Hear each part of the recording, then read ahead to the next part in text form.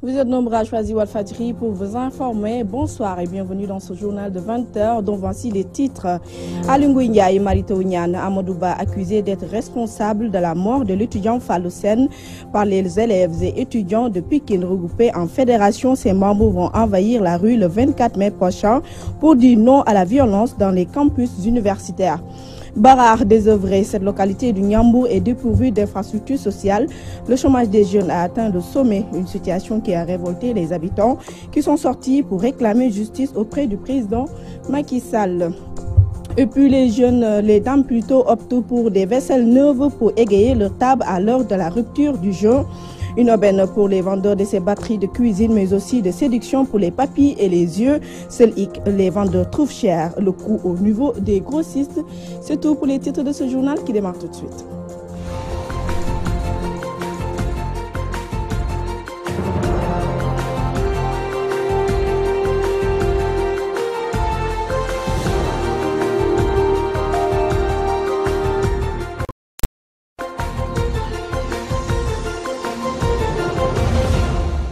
Merci de nous accueillir chez vous. Violence dans l'espace universitaire ayant conduit la mort de l'étudiant Fallou Sène. La Fédération des élèves et étudiants de Pikine condamne et compte organiser une marche le 24 mai prochain. Ces membres qui réclament justice exigent le départ des ministres Aly Ngouille Ndiaye, Mary Teuw Niane, Augustin Tine et Amadou Ba pour incompétence. Le point avec Théodore Semedo. Mort tragique de l'étudiant Fallou Sène à l'université Gaston Berger. La Fédération des élèves et étudiants de Pikine, en colère, dénonce la violation permanente des franchises universitaires et compte investir la rue le 24 mai prochain. Nous comptons organiser une marche le 24 mai 2018 à Pikine pour dénoncer la situation au niveau de nos universités. Et c'est une marche qui fait suite à la demande de la coordination des étudiants de Saint-Louis, que tous les ressortissants de l'UGB fassent une marche dans leurs localités respectives pour aussi un autre moyen de protester contre ce régime, contre ces exagérations qui ne cessent de se répéter. Donc, les étudiants de la banlieue, avec ceux de Yeumbeul, de Pikine, de Parcelles ou encore Guédiawaye, Keur Massar, Malika, ils sont tous aujourd'hui sous la houlette de la FEP, de la Fédération des étudiants et élèves de Pikine, pour aujourd'hui savoir comment organiser cette marche qui va se faire ici, Inch'Allah, à Pikine, et à laquelle nous invitons tous les camarades étudiants pour qu'ils puissent y adhérer et montrer le mécontentement que nous avons. Ces responsables, face à la presse, ont aussi exigé les départs respectifs des ministres Aly Ngouille Ndiaye, Amadou Ba, Mary Teuw Niane, Augustin Tine, pour avoir, selon leur dire, failli à leur mission. Ayant pris les conséquences du crime, nous exigeons dans l'immédiat la démission du ministre de l'Enseignement supérieur, Mary Teuw Niane, dont le mutisme traduit son incompétence. Nous demandons également la démission des ministères de l'économie et des finances Amadou Ba, de l'intérieur Aly Ngouille Ndiaye et des forces des armées Augustin Tine. Nous pensions déjà à l'abolition des crimes dans l'espace universitaire avec les nouvelles réformes relatives aux franchises universitaires. Mais le temps de l'action n'est forcément plus le temps du résultat.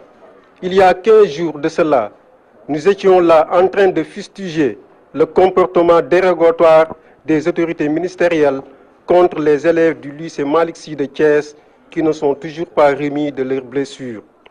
Nous voilà à nouveau attristés suite aux incidences qui ont eu lieu entre nos camarades de l'IGB et les forces de désordre affamées de chair humaine ayant entraîné la mort du camarade Mohamedou Fallou Sène.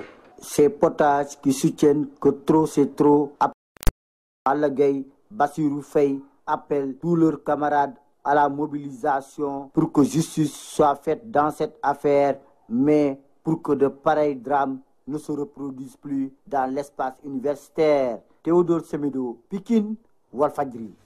Restons toujours dans l'éducation, mais cette fois-ci pour parler du QCMC qui poursuit son combat à l'intérieur du pays.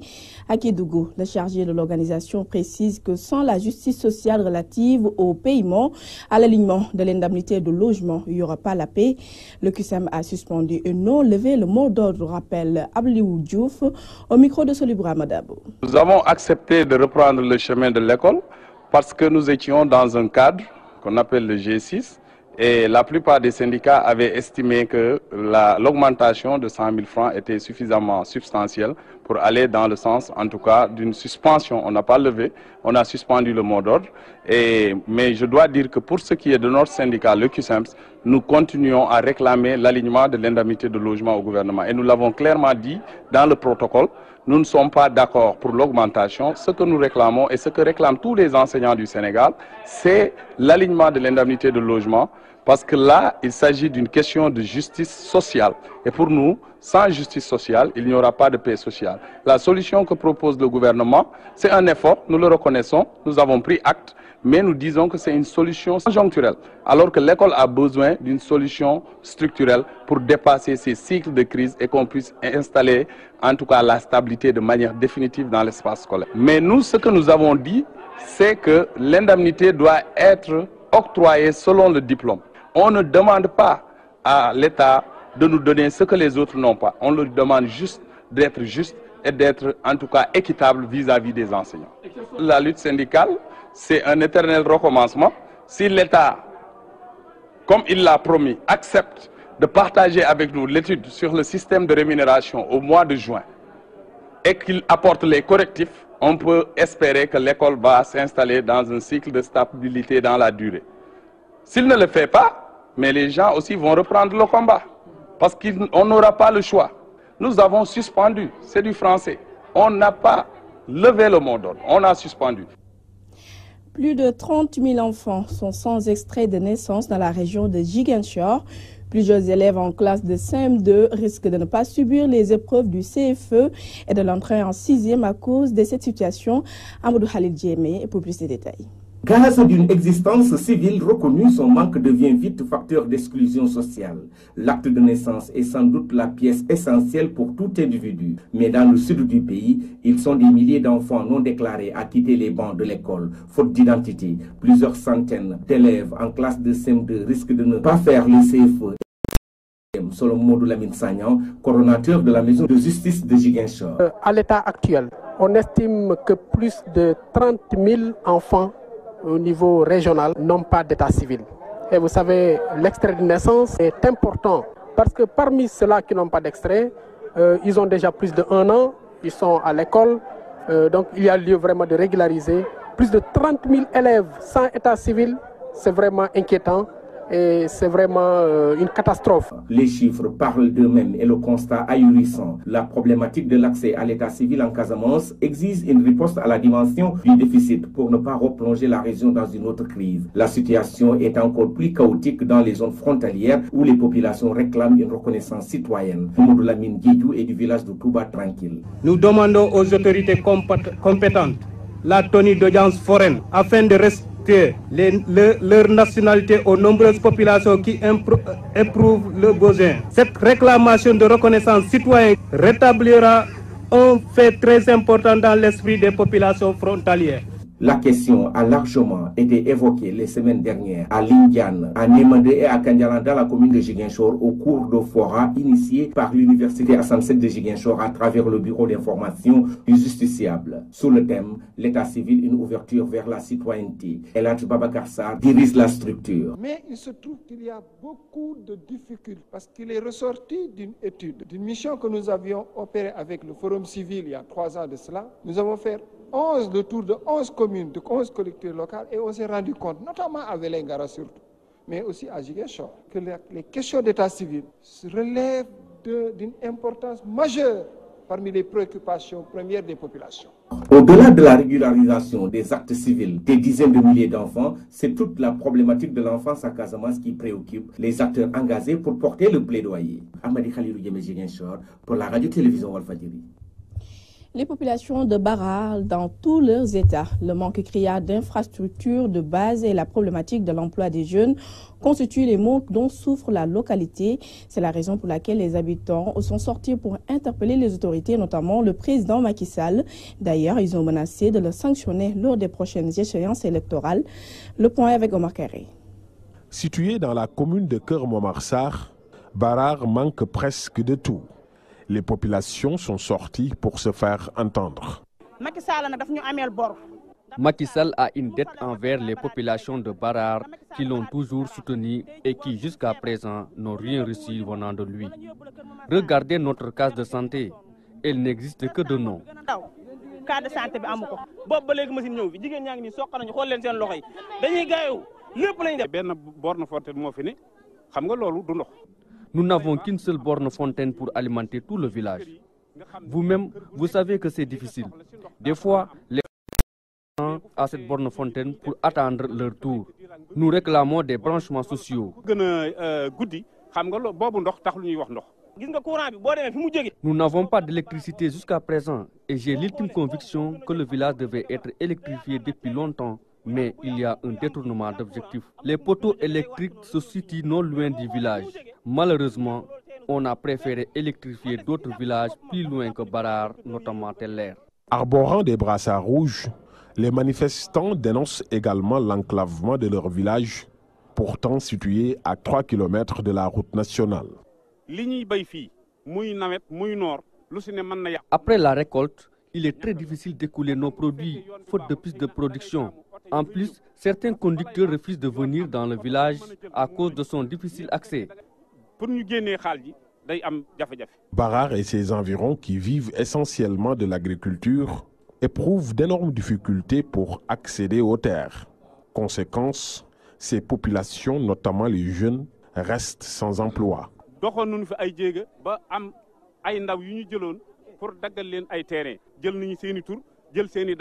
Les jeunes éprouvent d'énormes difficultés pour accéder aux terres.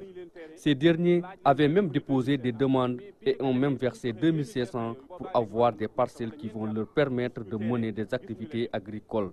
Jusqu'à présent, ils n'ont rien reçu.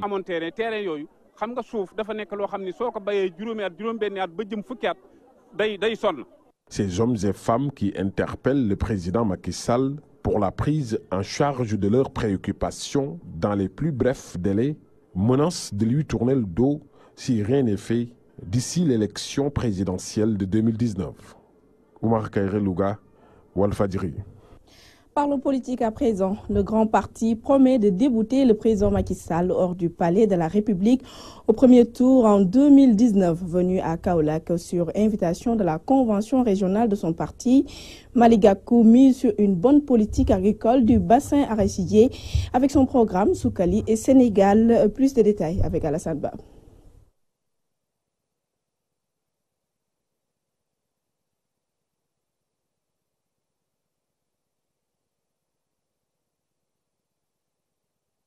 La conférence annuelle de l'association Diokumboku de Tchouben a servi de tribune aux populations de ce village qui se trouve dans la commune de Gentikay au département de Nioro pour faire part aux autorités compétentes des doléances auxquelles elles sont confrontées. Le manque de routes praticables et l'accès à la santé, entre autres, sont les plus urgents à résoudre. Un village qui abrite une école française, une école arabe, 6 daras, beaucoup de jeunes. Nous mobilisons pour vraiment réaliser tous les projets que Tchouben veut réaliser. En fait, comme vous le voyez, jusqu'ici... Nous nous excusons pour ces désagréments. Kaolack toujours, le Parti socialiste pro-Khalifa de route à 7 mois de la présidentielle. Plusieurs commissions sont mises en place. Objectif, sortir Khalifa Sall et Barthélémy Diaz de prison. Écoutons à ce propos Djogel Gadiaga, secrétaire général de la coordination, et s'est entretenu avec Alassane Ba. Nous allons créer des commissions. La première commission, c'est la commission chargée du parrainage. Cette commission a pour mission collecter le maximum de signatures pour notre candidat, le camarade député maire Khalifa Ababakar Sall. Et la région de Kaolack se charge de collecter les 50%, c'est-à-dire entre 32 500 voix, si c'est 65 000, ou 35 000 voix, si c'est 70 000. Nous pouvons le faire. On a les moyens de réaliser ce projet. Parce que lors des élections législatives du 30 juillet 2017, Kaolack seul a eu 10 316 000 voix. Et vous savez, dans les conditions que nous l'avons eues. Et il restait le département de Nioro, le département de Guinguinéo. Donc, nous avons les moyens même de collecter 40 000 signatures pour notre candidat. Nous avons créé aussi une commission scientifique. Cette commission a pour mission de vulgariser le projet de société de notre candidat Khalifa Ababakar Sall, qu'il a déjà rédigé en tenant compte des assises nationales, en tenant compte de l'apport des intellectuels qui sont avec lui, la base qui a leur mot à dire. Donc c'est un projet de société extraordinaire où les Sénégalais se retrouveront. Si Khalifa Sall est élu président de la République, les problèmes du Sénégal seront réglés à 80%, parce qu'il l'a déjà démontré à plusieurs reprises.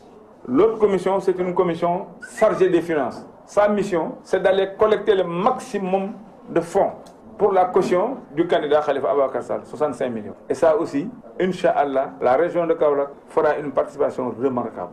L'autre commission, c'est une commission d'organisation et de mobilisation.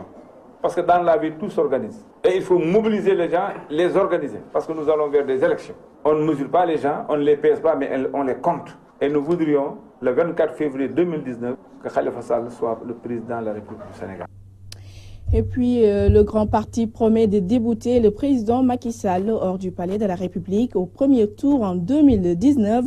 Venu à Kaolack sur invitation de la convention régionale de son parti, Malick Gakou mise sur une bonne politique agricole du bassin arachidier avec son programme Suxali Sénégal. Alassane Ba pour reportage.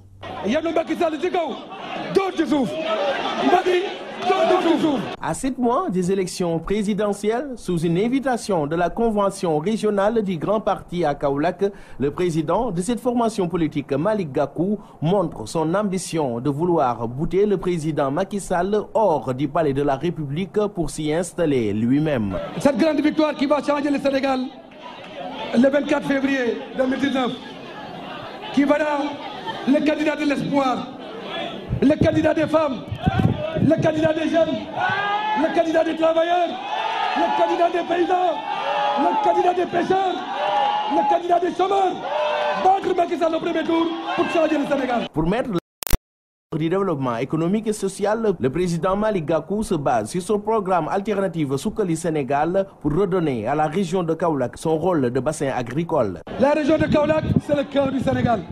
Nous avons décidé, dans le cadre de l'articulation du programme alternatif Suxali Sénégal, de ne ménager aucun effort pour mettre l'agriculteur, pour mettre le paysan au cœur de nos préoccupations du développement économique et social. Mais également permettre à Kaolack de pouvoir jouer son rôle fondamental dans l'articulation de la politique économique et sociale du Sénégal. Et toujours à Malick Gakou d'y ajouter que vu l'échec du régime en place avec une politique agricole en décadence, il dit que c'est par une bonne stratégie de ce secteur dans ce bassin arachidier que dépend le développement du Sénégal. Plus de 70% de la population au Sénégal vivent de l'agriculture.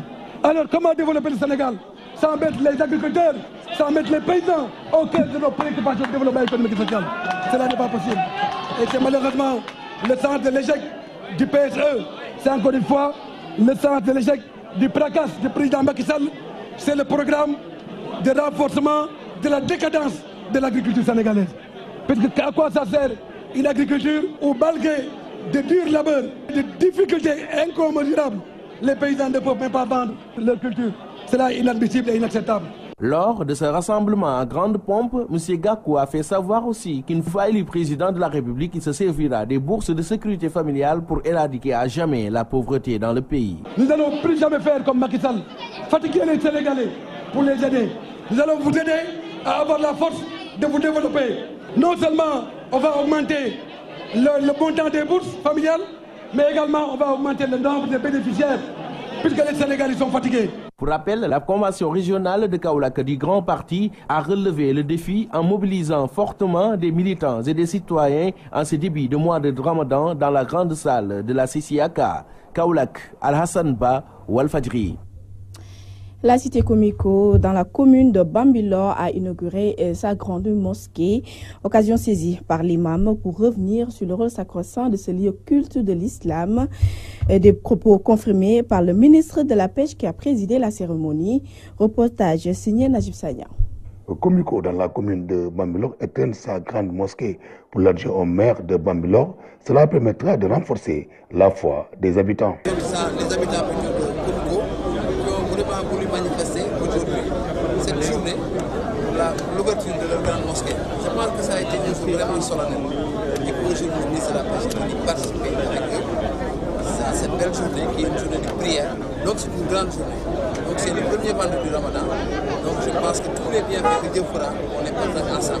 L'imam qui a dirigé pour la première fois la prière s'est attardé sur l'importance d'une telle infrastructure. Donc, xoolal tey li fi ñëw ci ay mbokk bay ko ci ay gox yu bari yoo xamee ne xamante wuñu am na ñoo xamee ne xamante nañu tey te musu ñoo xamante kon jàkk moyen la pour nit ñi xamante waaye jàkk moyen la pour nit ñi dimbalante jàkk moyen la pour nit ñi jàppalante jàkk moyen la pour nit ñi yër. Omar Gueye qui a présidé la cérémonie officielle. Nous avons bien écouté le combat de l'imam Ratib qui nous demande à considérer nos relations que nous avons avec les mosquées, de prier dans les mosquées, mais également de nous comporter en très bons musulmans. Je prie pour que cette mosquée qui a commencé ses activités aujourd'hui soit parmi les mosquées que le Tout-Puissant subhanahu wa ta'ala agrée. Omar Gueye a également dévoilé le plan du président Macky Sall d'aide aux cités religieuses et dont la commune de Bambilor pourra bien en bénéficier. Nous en venons à notre reportage du jour. Ramadan, moment propice pour les vendeurs de vaisselle qui voient le chiffre d'affaires augmenter. Cependant, ces commerçants fustigent la majoration du prix de ces articles orchestrés par les grossistes. Fat Bintou Diouf, Seyda Maya Mediaï, le reportage.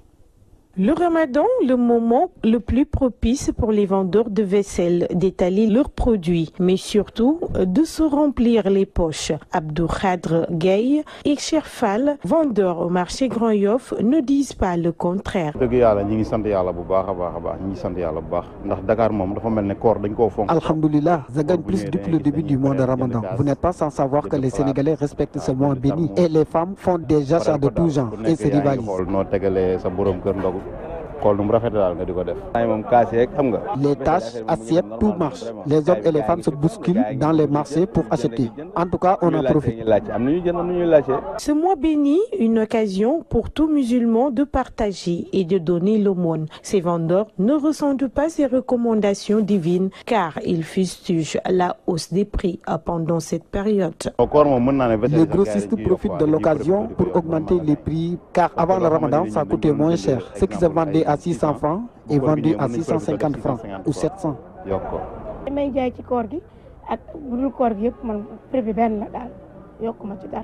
Certaines femmes se bousculent et se heurtent dans les marchés. La vaisselle fait partie de leur choix pour la rupture du jeûne. Les dépenses augmentent pendant cette période. La vente de certains produits connaît une augmentation du chiffre d'affaires. Les vendeurs de vaisseliers se frottent les mains. Ainsi prend fin cette édition de 20h que j'ai eu le plaisir de vous présenter. Merci de nous rester fidèles et bon appétit si vous êtes à table.